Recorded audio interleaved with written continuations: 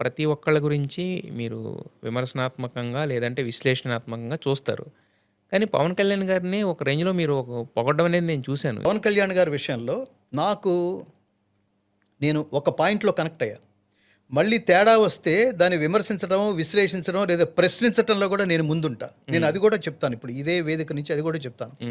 పవన్ కళ్యాణ్ గారు నాకు ఎక్కడ నచ్చాడంటే, డబ్బు మనిషికి యాసిడ్ టెస్ట్ లాంటిదండి. డబ్బు దగ్గర ఎవడైతే కరెక్ట్గా ప్రవర్తిస్తాడో, డబ్బు తుచ్చమని భావిస్తాడో, డబ్బు కాదు నన్ను నడిపేది, డబ్బు నా ముందు కాదు, డబ్బు నా వెనకాల రావాలి తప్ప డబ్బు నా లక్ష్యం కాదనుకుంటాడు. నా లక్ష్యం ఈ డబ్బు కంటే అతీతమైనది ఏదో ఉంది, అది give back to the society అని ఎవడన్నా అనుకుంటాడో అది ఖచ్చితంగా నా మార్గంలో ఉన్నవాడే అనిపిస్తుంది నాకు. కాబట్టి నేను ఆ సిద్ధాంతం ఫాలో అయ్యేవాడిని. మళ్ళీ ప్రశ్నించాల్సి వస్తే పవన్ కళ్యాణ్ గారు లాంటి వాడిని కూడా ప్రశ్నించాల్సి వస్తే నేను తప్పకుండా విశ్లేషిస్తా, ప్రశ్నిస్తా, తిరిగి ఆయనకు కూడా నేను స్ఫూర్తినిస్తా. ఎందుకంటే చాలా స్ట్రాంగ్గా ఈ సనాతన ధర్మ మార్గంలో ఉన్నవాడిని. ఆయన నోట్లోంచి వెలువడింది కూడా సనాతన ధర్మము అనే మాట మాట్లాడాడు ఆయన. అతను ఎంత ప్రభావితం చేసే వ్యక్తి అంటే, హీరో, సినిమా ఇది తీసేయండి, ఎంత కోట్ల మందిని ప్రభావితం చేసే వ్యక్తి అంటే సనాతన ధర్మం అని ఒక స్టేజ్ మీద ఆయన మాట్లాడినందుకు కొన్ని కోట్ల మంది నెక్స్ట్ మినిట్ గూగుల్లో సెర్చ్ చేశారు వాట్ ఈ సనాతన ధర్మం. ఈ జనరేషన్ పిల్లలు, యూత్, వాళ్ళకి సనాతన ధర్మం అంటే తెలియదు. సో అంతటి ప్రభావితం చేయగలిగే స్థాయిలో ఉండటం అనేది దైవాంశ లేకపోతే సాధ్యం కాదు మిత్రమా. డబ్బు అనేది మనిషికి యాసిడ్ టెస్ట్ లాంటిది. డబ్బు దగ్గర నువ్వు ఎలా ప్రవర్తిస్తున్నావో దట్ షోస్ యువర్ క్యారెక్టర్. అట్లా నేను భగవద్గీతలోకి వచ్చింది, భగవద్గీతలోకి రాకపోతే ఈ ప్రాజెక్టులో నేను ఖర్చు పెట్టిన 9 కోట్ల రూపాయలు, 9 కోట్లు ఎస్, తెలుగు ప్రాజెక్టు 9 కోట్ల రూపాయలు నేను విడిగా, నేను సినిమా పాటల ద్వారా, నా షోస్ ద్వారా నేను సినిమా గాయకుడిగా సినిమా స్క్రీన్ మీద ఫెయిల్యూర్. కానీ నేను సినిమా గాయకుడిగా లేదా ఘంటసాల గారి పాటలు పాడే గాయకుడిగా లేదా వేదికల మీద పాడే గాయకుడిగా లేదా సంగీత దర్శకుడిగా, నేను రచయితగా అన్ని వేస్లోనూ ఐఎమ్ సక్సెస్, ఐఎమ్ స్టార్. అలా నేను ప్రపంచమంతా తిరుగుతూ నేను డబ్బు సంపాదిస్తూ ఈ 9 కోట్లు నా పర్సనల్ జీవితానికి కూడా నేను ఉపయోగించుకోవచ్చు.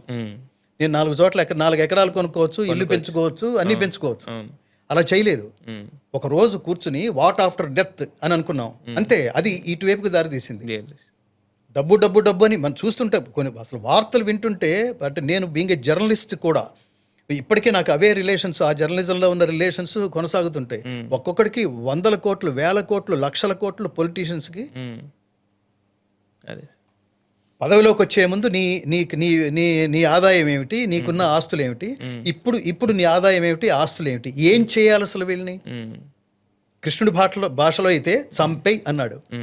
నేను మళ్ళీ మొదటి పాయింట్కే వస్తే, అసలు డబ్బు వద్దనుకున్నాడు ఆయన, పవన్ కళ్యాణ్ గారు. అక్కడ నాకెందుకో క్లిక్ అయింది, మ్యాచ్ అయింది. ఏంటిది 100 కోట్లు 1000 కోట్లు సంపాదించగలిగే పరిస్థితి ఉండి నాకు వద్దనుకుంటున్నాడు ఏంటి, నాకు ప్రజాసేవ అనుకుంటున్నాడు ఏంటి.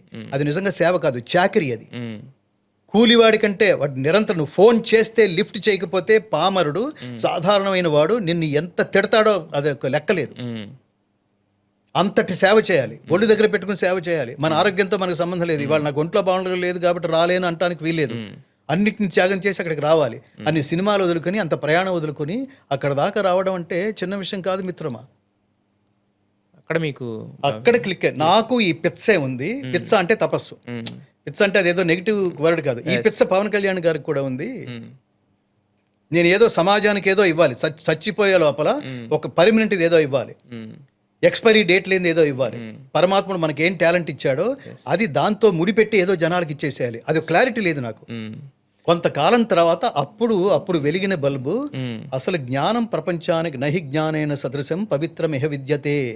జ్ఞానంతో సమానమైంది, పవిత్రమైంది ఇంకొకటి లేదు.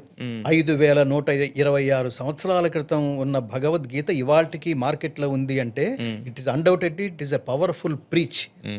దీన్ని ఎంతమంది హిందువుల ఇళ్లలో ఉంది అంటే పెద్ద ప్రశ్న. ఉంటే ఎంతమంది చదువుతున్నారు ఇంకో ప్రశ్న.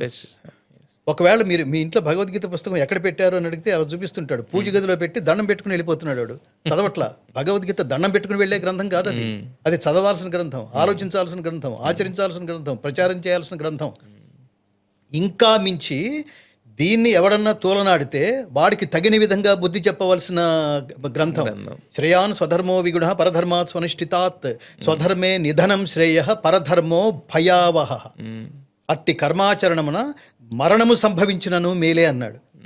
నేను బాగా వణికిపోయి కదిలిపోయిన సంఘటన ఏంటంటే, నువ్వు హిందువా అని అడిగి మన కాశ్మీర్లో హిందువా అని అడిగి పాయింట్ బ్లాంక్లో గన్ పెట్టి నువ్వు హిందువా అని అడిగి నేను హిందువే అని అంటే కన్ఫర్మ్ చేసుకుని మరి హిందువుల్ని 26 మంది హిందువుల్ని చంపేసిన దుర్మార్గులు వీళ్ళు మైనారిటీలా మెజారిటీలా? మెజారిటీలకి శక్తి ఉంటుంది, మైనారిటీలకి తక్కువ ఉంటుంది కదా. ఇప్పుడు వాడు ఏంటి శక్తివంతులుగా ఉన్నాడేంటి? ఆ నెక్స్ట్ డే నువ్వు హిందూ అన్న ప్రతివాడికి బాధ్యత కదా, హిందూ అని చంపేశాడు అంటే అట్లా బాధ్యతగా రియాక్ట్ అయిన వాడు ఒక్క మోడీనేనా? అతనికైనా బాధ్యత? ఒక్కొక్క స్వామీజీకి లక్షలాది మంది కోట్లాది మంది ఫాలోవర్స్ ఉంటే ఎవరో రోడ్డు మీదకి వచ్చి నిరాహార దీక్షలు చేయలేదే. నా ధర్మాన్ని ఇలా ప్రశ్నించి నా ధర్మీయులని ఇలా పొట్టను పెట్టుకుంటారా అని మాట్లాడలేదే. ఏంటది? Hinduism is so strong but Hindus are so weak unfortunately. మనం దండం పెట్టుకుని వస్తాం, గుడికి వెళ్తున్నాం, దండం పెట్టుకుని వస్తాం, ఆరాధిస్తున్నాం, ప్రతిరోజు ఆ దైవాన్ని చూస్తున్నాం. బయటికి రాగానే నెక్స్ట్ డే ఆ గుడి పగలగొట్టేశారు, ఆ విగ్రహాన్ని పగలగొట్టేశారు అంటే ఈ దండం పెట్టుకుని వాళ్ళందరూ అక్కడికి వచ్చి నిరాహార దీక్ష చేయాలి కదా. ఎవడు రాడేంటి? ఈ గుడి కాకపోతే ఇంకో గుడి అని ఇంకో గుడికి పోతారేమిటి? ఏమిటి యాక్టింగ్ ఇది? మీరు నిజంగా హిందువులేనా? నేను రెండోసారి కనెక్ట్ అయింది సనాతన ధర్మం అని మాట్లాడాడు పవన్ కళ్యాణ్ గారు. ఎస్, చాలా గొప్పది. మాలాంటి వాళ్ళు దాని మీద మిమ్మల్ని మీ ముందు కూర్చొని ఇన్స్పైర్ చేయడానికి, నాకు ఆత్మీయుడు ఆయన, మీ ముందు కూర్చొని ఇన్స్పైర్ చేయడానికి చాలా మంది ఉన్నారు ఈ రాష్ట్రంలో, చాలా మంది ఉన్నారు. ఈ సనాతన ధర్మాన్ని కాపాడడానికి వక్ఫ్ బోర్డు లాగా సనాతన బోర్డు కూడా స్థాపించాలనే ఆలోచన చాలా గొప్ప ఆలోచన అది. కానీ అది ప్రకటించిన తర్వాత చాలా గ్యాప్ వచ్చింది. వెంటనే కార్యాచరణ. ఇవాళ ఎప్పుడైతే ముఖ్యమంత్రి ఏమంటారు ఉప ముఖ్యమంత్రి హోదాలో ఇవాళ మాట్లాడాడో రేపటి నుంచి కార్యాచరణ ప్రారంభం అయిపోవాలి. మాలాంటి వాళ్ళందరూ దిగులు పడుతున్న విషయం అది.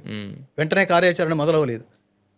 కార్యాచరణ మొదలవ్వాలంటే సనాతన ధర్మాన్ని కాపాడాలంటే ఫస్ట్ చేయవలసిన పని గుజరాత్లో లాగా మీరు 5వ తరగతి నుంచే భగవద్గీతని, మతాలకు అతీతమైన భగవద్గీత అండర్లైన్ ఎందుకో చెప్పడానికి మాలాంటి వాళ్ళకి లక్షల మంది ఉన్నారు. భగవద్గీత మతాతీత గ్రంథం, మత గ్రంథం కాదు. మా భావజాలం వల్లే, భారతదేశంలో ఉన్న సనాతన ధర్మ భావజాలం వల్లే ఇన్ని మతాలను మేము కౌగిలించుకోగలిగాం. కౌగిలించుకున్న తర్వాత మీరు కౌగిలిలోకి వచ్చిన తర్వాత మీరు ఎలా బిహేవ్ చేస్తున్నారో దాన్ని మేము అబ్జర్వ్ చేయట్లా. మా దురదృష్టం అది, మా బలహీనతో దురదృష్టం.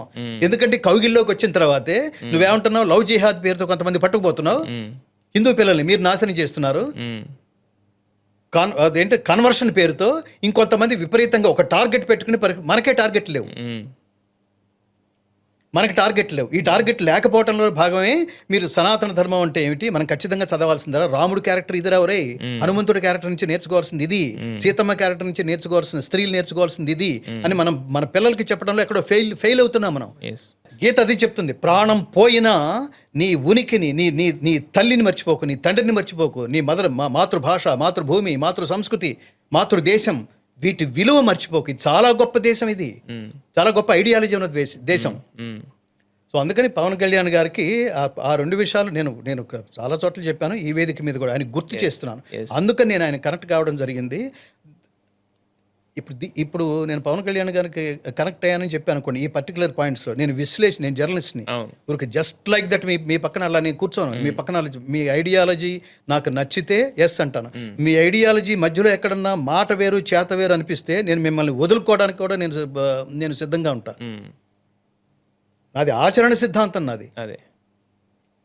అందుకని వీళ్ళు చంద్రబాబు నాయుడు గారు కానీ పవన్ కళ్యాణ్ గారిని కానీ ఈ సనాతన ధర్మాన్ని కాపాడే ప్రయత్నంలో 5వ తరగతి నుంచే మన ఉభయ రాష్ట్రాల్లో ఈ భగవద్గీతని కరిక్యులంలో యాడ్ చేయండి స్వామి. మిగతా మతాల వాళ్ళు ఏడుస్తారు, ముందు నువ్వు ఏడకుండా ఉంటే చాలు.